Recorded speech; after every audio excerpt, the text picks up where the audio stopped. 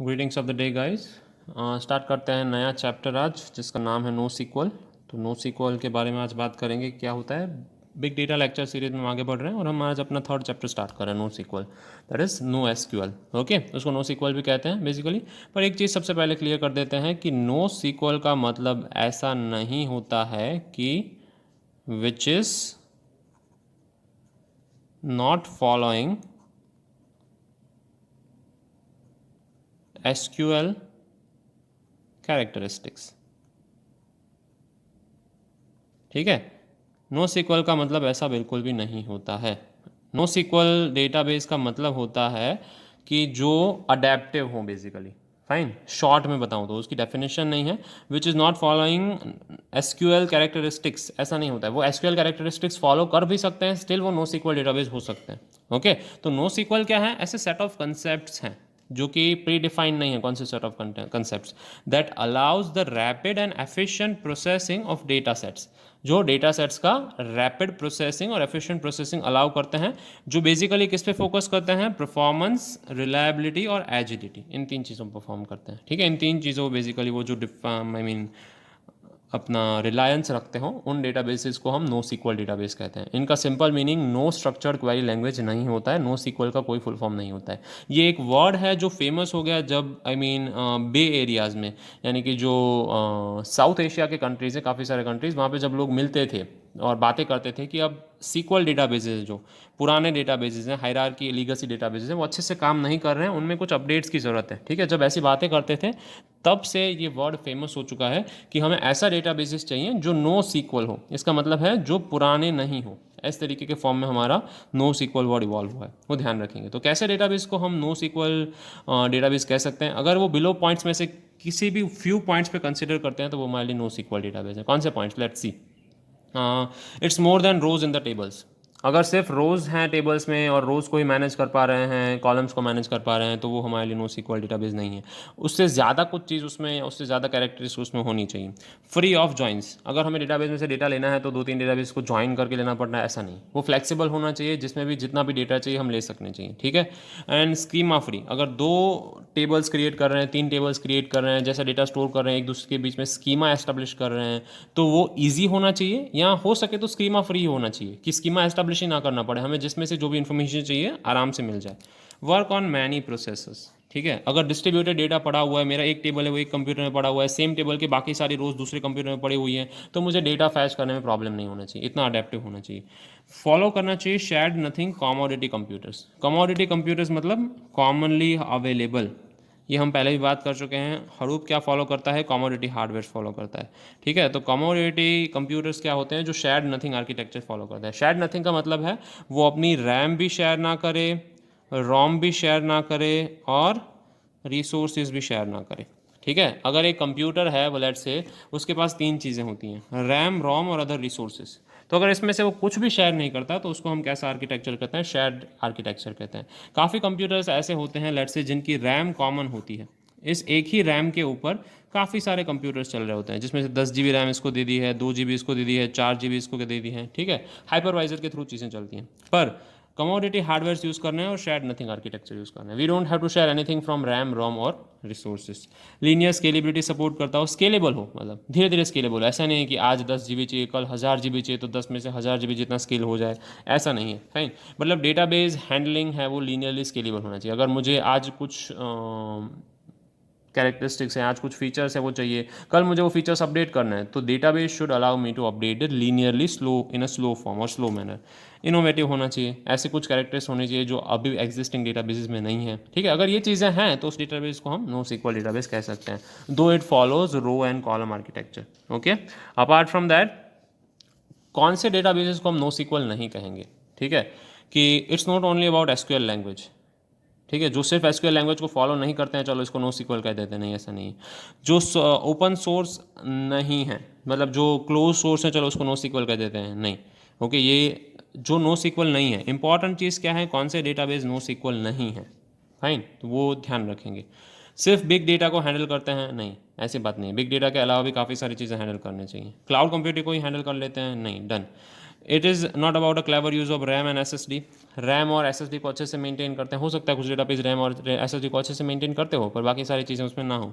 And elite group of product, जिसमें काफ़ी सारे प्रोडक्ट को मैच करके या मिक्स करके दे दिया गया हो। तो ये सारी चीज़ें हैं, तो इसका मतलब ये नहीं कि वो क्वालिफाई हो जाता है। नॉट इनफ लिख दे रहा हूँ मैं यहाँ पे, ध्यान से देखिएगा, not enough to qualify,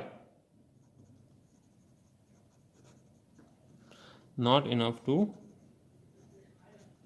qualify for no sequel. ठीक है, इतनी चीज़ें नो सीक्वल के लिए क्वालिफाई में होने के लिए इम्पॉर्टेंट या ज़रूरी नहीं है, इतने से काम नहीं होगा। ठीक है, तो नो सीक्वल डेटाबेसेस होते कैसे कैसे हैं, 4 मेन कैटेगरीज कौन सी हैं, बार बार ये चीज़ देखते रहेंगे।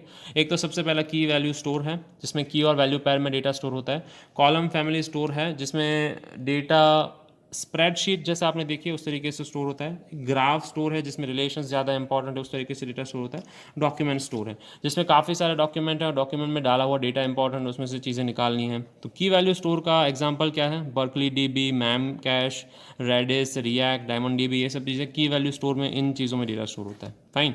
और जनरली कहाँ यूज़फुल होते हैं, जहाँ पे इमेज हमें स्टोर करनी हो, की बेस्ड फाइल सिस्टम हो, ऑब्जेक्ट कैश है काफ़ी इंपॉर्टेंट हो हमारे लिए, और सिस्टम है वो डिज़ाइन टू स्केल हो, सिस्टम है वो धीरे धीरे बढ़ रही हो, एक साथ नहीं पर धीरे धीरे बढ़ रही हो, ध्यान रखिएगा। ठीक है, then we have column family store, जहाँ पे स्प्रेडशीट जैसा डेटा हो, पूरी स्प्रेडशीट में कहीं पे भी कुछ भी स्टोर हो जाना चाहिए, जिनके बीच में रिलेशन एस्टेब्लिश करना इंपॉर्टेंट ना हो। तो जैसे वेब क्रॉल और रिजल्ट, वेब क्रॉल में आपको जो रिजल्ट्स मिलते हैं उन रिजल्ट्स के बीच में कोई एस्टेब्लिशमेंट नहीं होता। हो सकता है आपने जो सर्च किया उसमें और रिजल्ट के बीच में एस्टेब्लिशमेंट हो, पर दो रिजल्ट्स के बीच में एस्टेब्लिशमेंट कुछ नहीं हो सकता।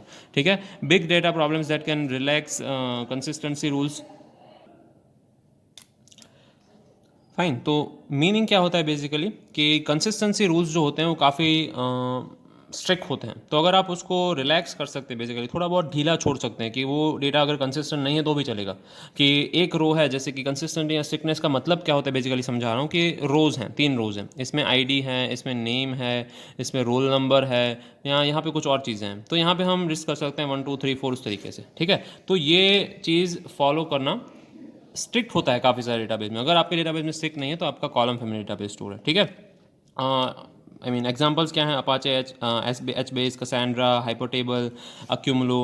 Then we have graph stores. Graph stores में क्या होता है, एक ग्राफ है, जैसे फैमिली ट्री बना रहे हैं तो एक ग्राफ है, this is I mean grand father, this is father, this is son, this is mother, and this also applies with son. तो काफ़ी सारी कॉम्प्लेक्स रिलेशन एस्टेब्लिश होती हैं। तो अगर एक ही नोड की मल्टीपल रिलेशन एस्टेब्लिश हो रही हैं, सोशल नेटवर्क्स है, फ्रॉड डिटेक्ट करना है कि एक ही ट्रांजैक्शन पे एक ही अकाउंट में से कितने लोग ऑपरेट कर रहे हैं, रिलेशनशिप हैवी डेटा बेसिकली, तो उसमें हमें ऐसे डेटाबेसेस काम लगते हैं, नियो4j, एलियोग्राफ। ठीक है, तो अलेग्रोग्राफ। फाइन, देन बिग डेटा है, इंटेल, इनफाइनाइट ग्राफ है, ये सारी चीज़ें, ये एग्जांपल्स हैं वो किसके हैं, ग्राफ स्टोर डेटाबेस के हैं। डॉक्यूमेंट स्टोर कैसे होते हैं, डेटा जो हायरार्चिकली स्टोर करते हैं डेटा स्ट्रक्चर में, पर हैवीली स्ट्रक्चर्ड होते हैं, हैवीली स्ट्रक्चर्ड और डॉक्यूमेंट वाइज होते हैं। क्या स्टोर करना है, कैसे स्टोर करना है, वो पहले से फिक्स होता है। फाइन, ये कैसा डेटा होता है, हाईली वेरिएबल होता है। डॉक्यूमेंट में हम क्या स्टोर कर रहे हैं, कोई डॉक्यूमेंट छोटा सा है, कोई डॉक्यूमेंट बड़ा है, हमें पता नहीं है। फाइन, तो highly variable data, document search है, इंटीग्रेशन हब होता है। फाइन, वेब कंटेंट हमें मैनेज करना है, वेब कंटेंट डाउनलोड करके हम अगर किसी को सर्व कर रहे हैं, कुछ चीज़ें पब्लिश करनी है, पब्लिशिंग डेटा होता है, research paper etcetera etcetera.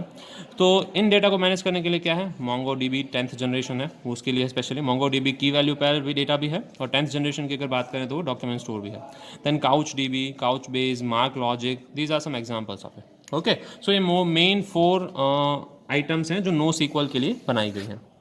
Fine, then we have let's say no sequel के ड्राइवर्स कौन से हैं। Why do no sequel databases are being generated very quickly, so there are 4 things. Okay, the first thing is, जो single node RDBMS है, जो अकेला पुराना relational database management system है, वहाँ पे अगर वेलोसिटी बढ़ा दी जाए, फास्ट डेटा दिया जाए तो वो काम नहीं करेगा।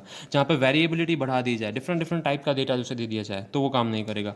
एजिलिटी या वॉल्यूम, बहुत सारा डेटा दे दिया जाए तो भी वो काम करने नहीं करेगा। Fine, and the last thing is agility, वो काफ़ी सारी चीज़ों से रिलायंस नहीं कर सकता है, जैसे बहुत स्ट्रिक्ट है, जैसे हमने बात की। ठीक है, उसमें एजाइल नहीं है। अगर उसे ID चाहिए तो ID फिक्स है, ID किस फॉर्म में चाहिए, जैसे 1 to 100 के बीच में ही चाहिए, या कुछ डिजिट्स में ही चाहिए, इंटीजर ही चाहिए, ये सारी चीज़ें हैं वो अजाइल नहीं है। तो अगर एजाइलिटी पे हम वार करते हैं तो भी वो टूटता जाता है। ठीक है, इट्स ब्रेक्स बेसिकली।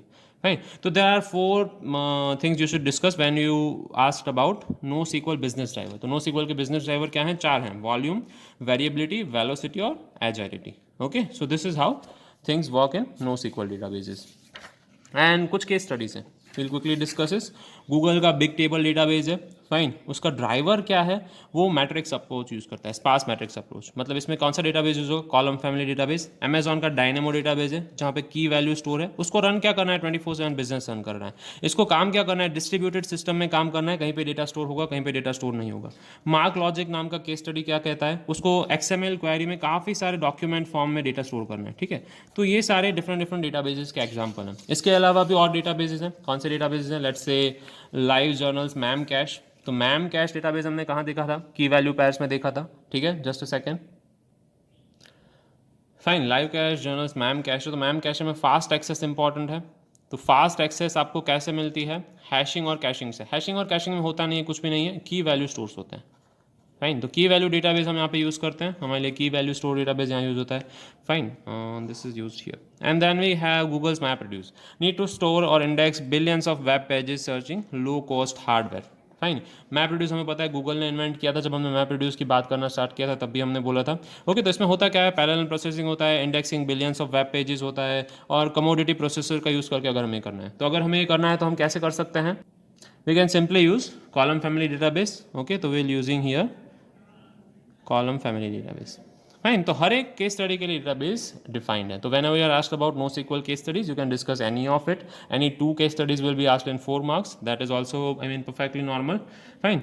सो या will keep it to this only. ये इंट्रोडक्शन था नो सीक्वल क्या होता है या किस तरीके से काम करता है। आगे पढ़ेंगे नो सीक्वल के आर्किटेक्चर्स कौन से होते हैं, एक एक डेटाबेस जो हमने पढ़ा, key value store, column family, graph store या डॉक्यूमेंट स्टोर, ये सब डिटेल में देखेंगे, okay. So we are keeping it up to this. Thank you, have a good day.